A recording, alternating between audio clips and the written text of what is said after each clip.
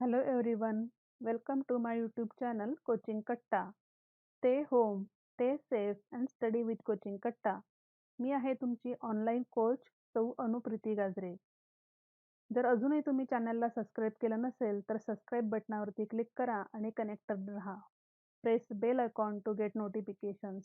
विद्यार्थी मित्रांनो, आपण इयत्ता 10वी विषय विज्ञान 2 याच्या अभ्यासाला सुरुवात केलेली आहे. त्यातील chapter 2 life processes in living organisms part 1 याचा पहिला भाग आपण बघितलेला आहे. आज आपण व्हिडिओ नंबर 2 बघणार आहोत. Let us recall aerobic respiration. In the first video, we have learnt about the process of energy production through aerobic respiration of carbohydrates, proteins and fats. म्हणजेच काय, आपण पहिल्या व्हिडिओमध्ये असं बघितलं होतं की ग्लुकोजचं एनर्जीमध्ये रूपांतर कसं होतं आहे किंवा लिपिड्स आणि प्रोटीन्स यांचं एनर्जीमध्ये कन्व्हर्जन कशा पद्धतीने होतं आहे. हा त्याचा थोडक्यामध्ये फ्लो चार्ट दिलेला आहे. याचा आपण मागील व्हिडिओमध्ये अभ्यास केलेला आहे. आज आपण काय बघणार आहोत, तर आज आपण अनएरोबिक रेस्पिरेशनचा अभ्यास करणार आहोत. चला तर मग सुरुवात करूया. Anaerobic respiration. Some organisms cannot live in presence of oxygen, for example, some bacteria. म्हणजेच काही बॅक्टेरिया जे आहेत ते ऑक्सिजनच्या सानिध्यामध्ये जिवंत राहू शकत नाहीत. Such living organisms have to perform anaerobic respiration for energy production. आणि मग त्यांना जिवंत राहण्यासाठी जी एनर्जीची गरज असते ती कशा थ्रू मिळते, तर ती एनर्जी मिळवण्यासाठी त्यांना अनएरोबिक रेस्पिरेशन करावं लागतं. ती प्रोसिजर आज आपण समजून घेणार आहोत. बघा, glucose undergo process of glycolysis and it is converted into pyruvic acid. परंतु हे होत असताना काय होतंय बघा, glucose is incompletely oxidized and less amount of energy is obtained in this type of respiration. तर ही पूर्णपणे प्रोसेस एरोबिक रेस्पिरेशनच्या विरुद्ध आहे. एरोबिक रेस्पिरेशन मध्ये आपण असं बघितलं होतं की glucose is completely oxidised and energy is produced. More amount of energy is produced. परंतु या ठिकाणी काय होतंय, तर glucose is incompletely oxidized and less amount of energy is released. तर या प्रकारामध्ये ग्लुकोजचं पूर्णपणे ऑक्सिडेशन होत नाही, म्हणजेच अपूर्ण ऑक्सिडेशन होत आहे आणि त्यामुळे एनर्जी रिलीज जी आहे ती सुद्धा कमी प्रमाणामध्ये होते आहे. आता हे पायरुविक ऍसिड जे तयार झालेलं आहे त्याचं रूपांतर बघा कशामध्ये होतंय.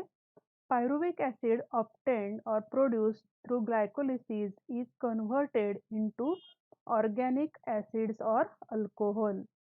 तर after fermentation pyruvic acid is converted into alcohol or other organic acids or other different products. For example, east जे आहे, ईस्ट बघा या ठिकाणी दिलेला आहे. तर फर्मेंटेशन प्रोसेस झाल्यानंतर ईस्ट अल्कोहोल आणि कार्बन डायऑक्साईड तयार करतं. त्याच पद्धतीने अनेक सारे मायक्रोब्स जे आहे ते ज्या वेळेस अनएरोबिक रेस्पिरेशन करतात तेव्हा काय तयार करतात, तर ते after fermentation different products like vinegar and vitamins are produced. Our muscle cells also perform anaerobic respiration and produce lactic acid. म्हणजे जेव्हा आपण व्यायाम करतो त्यावेळेस मसल सेल्स जे आहेत त्या सुद्धा अनएरोबिक रेस्पिरेशन करतात आणि त्यावेळेस आपल्या बॉडीमध्ये लॅक्टिक ऍसिड तयार होत असतं आणि त्यामुळे आपल्याला थकल्यासारखं वाटतं. आणखी एक उदाहरण आहे ते म्हणजे जेव्हा आपण बी पेरतो तेव्हा बीजांकुरण जे होतं त्यावेळेस त्या बी जे आहे ते जमिनीखाली असतं, पाण्याखाली बुडालेल्या अवस्थेमध्ये असतात आणि तेव्हा ती बीज जी आहे ती अनएरोबिक रेस्पिरेशन करत असतात. तर ही झाली उदाहरणे अनएरोबिक रेस्पिरेशनची आणि हा त्याचा फ्लो चार्ट आहे. तर फ्लोचार्ट व्यवस्थित तुमच्या वहीमध्ये लिहून ठेवा. आपण जे आता बघितलं अनएरोबिक रेस्पिरेशन, याचा व्यावहारिक उपयोग कुठे होतो हे आपण बघतो आहोत. Use of fermentation in food processing किंवा food products obtained by yeast and other bacteria. बघा, ग्लुकोजचं रूपांतर पायरुवेटमध्ये होतं आणि त्यानंतर फर्मेंटेशन प्रोसेसमध्ये वेगवेगळे बॅक्टेरिया जे आहेत ते लॅक्टिक ॲसिड किंवा अल्कोहोल सारखे प्रॉडक्ट्स जे आहेत ते तयार करतात आणि त्याचं आपण व्यवहारामध्ये हे फूड प्रॉडक्ट्स जे आहेत ते तयार करण्यासाठी वापर करून घेत असतो. म्हणजे अनएरोबिक रेस्पिरेशन ही प्रोसेस जी आहे ती आपल्यासाठी उपयुक्त सुद्धा ठरते आहे फूड प्रोसेसिंगच्या कामासाठी. पुढचा मुद्दा आपण बघतोय energy from different food components. Excess of carbohydrates are stored in liver and muscles in the form of glycogen. ज्यावेळेस जास्त प्रमाणामध्ये कार्बोहायड्रेट्स घेतले जातात तेव्हा ते लिव्हरमध्ये आणि मसल्समध्ये स्टोअर केले जातात ग्लायकोजेनच्या स्वरूपामध्ये. आता पुढचा मुद्दा आपण बघतोय प्रोटीन्सचा. प्रोटीन्स काय आहेत? तर proteins are macromolecules formed by bonding together many amino acids. तर एक मोठ्या आकाराचा जो मॉलिक्यूल आहे, पण कसा तयार होतो? Form by bonding together many amino acids. इथे आकृतीमध्ये बघा, अमायनो ॲसिड्सचे छोटे पार्टिकल्स जे आहेत ते दाखवलेले आहेत. ते जेव्हा एकमेकांशी बॉन्ड फॉर्म करतात, पेप्टाइड बॉन्ड त्याला म्हणतात आणि त्यापासून प्रोटीन्सचा एक मॅक्रोमॉलिक्यूल तयार होत असतो.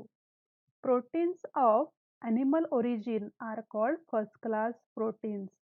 तर ॲनिमल ओरिजिन पासून जे प्रोटीन्स मिळतात त्यांना फर्स्ट क्लास प्रोटीन्स असं म्हणतात.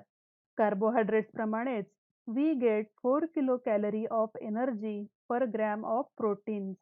कार्बोहायड्रेट पासून सुद्धा आपल्याला 4 किलो कॅलरी एवढी एनर्जी मिळत असते. त्याच पद्धतीने प्रोटीन पासून सुद्धा 4 किलो कॅलरी एनर्जी मिळते आहे.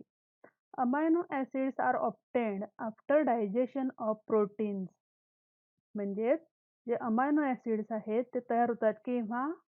प्रोटीनचं डायजेशन झाल्यानंतर पुन्हा अमायनो ॲसिड्स तयार होतात. Those amino acids are absorbed in the body and transported up to each organ and cell via blood. आणि मग प्रोटीनचं डायजेशन झाल्यानंतर जे अमायनो ॲसिड्स तयार होतात ते ब्लड थ्रू प्रत्येक सेलपर्यंत आपल्या बॉडीमध्ये पोहोचवले जातात. From these amino acids, organs and cells produced various proteins necessary for themselves and the whole body. आणि मग प्रत्येक बॉडी पार्टपर्यंत अमायनो ॲसिड्स पोहोचवल्यानंतर त्या ठिकाणी आवश्यक ते घटक तयार केले जातात. फॉर एक्झाम्पल, स्किनमध्ये मेलॅनिन, केरेटिन हे तयार केलं जातं. ब्लडमध्ये हिमोग्लोबिन असेल ते तयार केलं जातंय.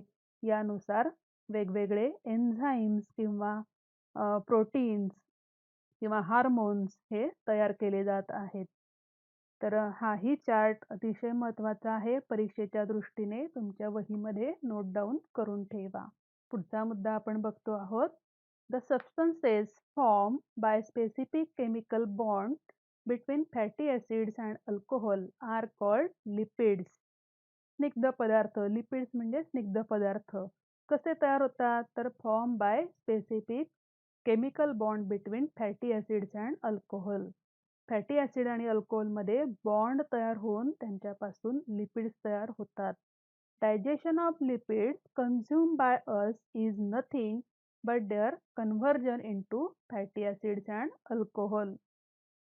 Fatty acids are absorbed up and distributed everywhere within the body. आणि मग त्यांचं डायजेशन झाल्यानंतर पूर्ण बॉडीमध्ये ते पोचवले जातात. From those fatty acids, different cells produce various substances necessary to themselves. आणि जसं आपण अमायनो ॲसिडचं बघितलं त्याच पद्धतीने फॅटी ॲसिड सुद्धा पूर्ण बॉडी पार्ट्सपर्यंत पोहोचवल्यानंतर वेगवेगळ्या सेल्स त्याचा वापर करून घेतात.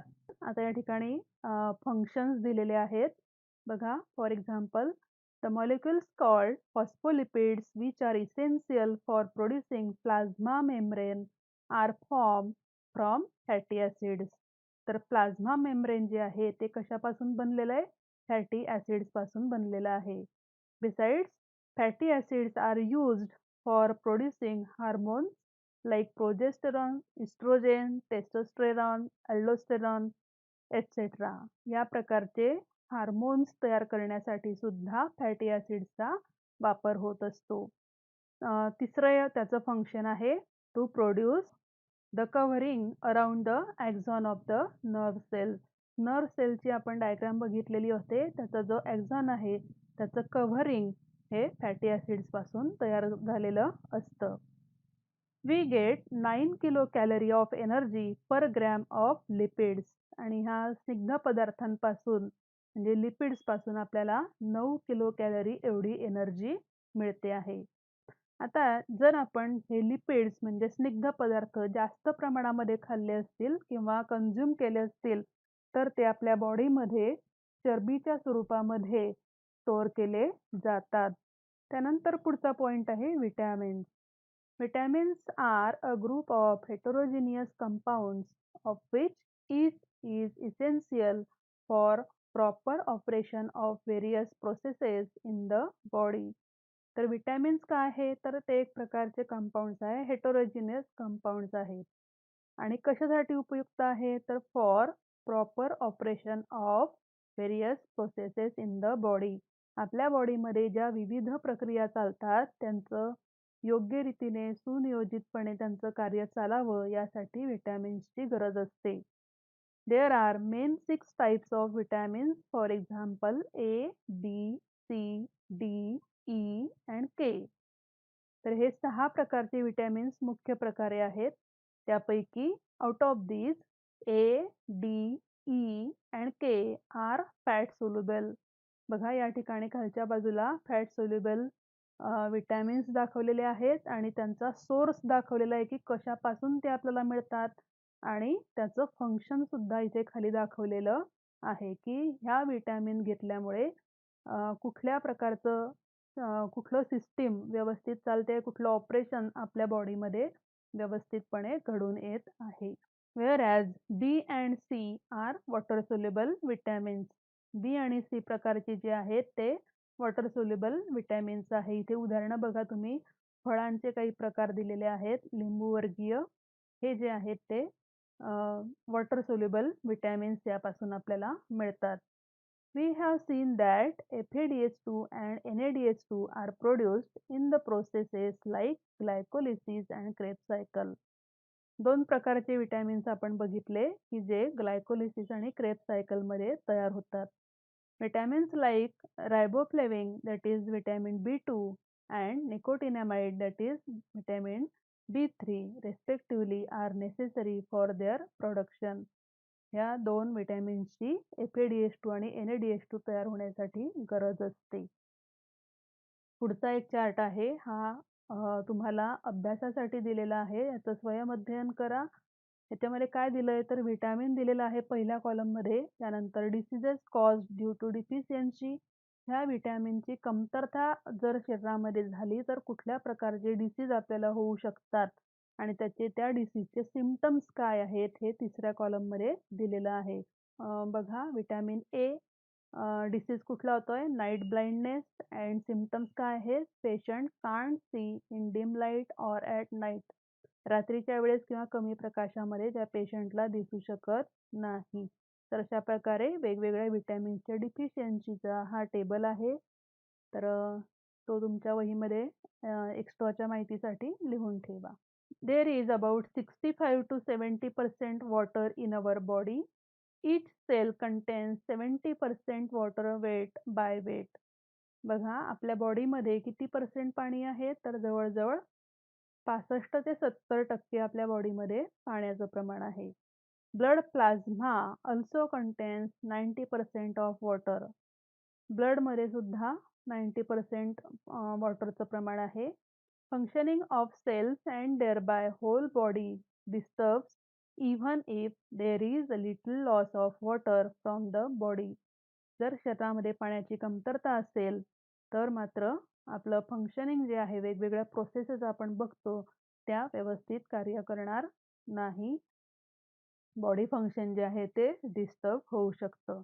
Hence water is an essential nutrients, आणि म्हणून पाण्याला सुद्धा न्यूट्रिएंटचा म्हणजे पोषक मूल्याचा दर्जा हा देण्यात आलेला आहे. Along with all above mentioned nutrients, fibers are also essential nutrients. आणि वरच्या कार्बोहायड्रेट, फॅट्स, लिपिड्स यांच्याच बरोबर पाणी आणि त्याचबरोबर फायबर्स हे सुद्धा एक महत्त्वाचं न्यूट्रिएंट्स मानलं गेलेलं आहे. त्याचं रिझन खाली दिलेलं आहे. We cannot digest the fibres. आपण फायबर्स डायजेस्ट करू शकत नाही, म्हणजे त्याचं पचन होऊ नाही शकत. However, they help in the digestion of other substances and ejection of the undigested substances. पण त्यांचं मुख्य कार्य काय आहे, तर they help in the digestion of other substances. इतर पदार्थांचं पचन होण्यासाठी ते गरजेचे असतात. त्याचबरोबर न पचलेले पदार्थ आहेत ते शरीराबाहेर टाकण्याच्या क्रियेमध्ये मदत करत असतात. We obtain the fibres from leafy vegetables, fruits, cereals etcetera. आणि पालेभाज्या किंवा फळं यांच्यापासून आपल्याला फायबरयुक्त पदार्थ जे आहेत ते शरीराला मिळत असतात. तर इथे आता काही होमवर्कसाठी प्रश्न देण्यात आलेले आहेत. प्रश्न तुमच्या वहीमध्ये लिहून घ्या. व्हिडिओ क्रमांक 1 आणि व्हिडिओ क्रमांक 2 नीट बघा आणि त्यामधून ह्या प्रश्नांची उत्तरं तुमच्या शब्दामध्ये वहीमध्ये लिहून काढायची आहेत. Stay home, stay safe and study with Coaching Katta. Thank you.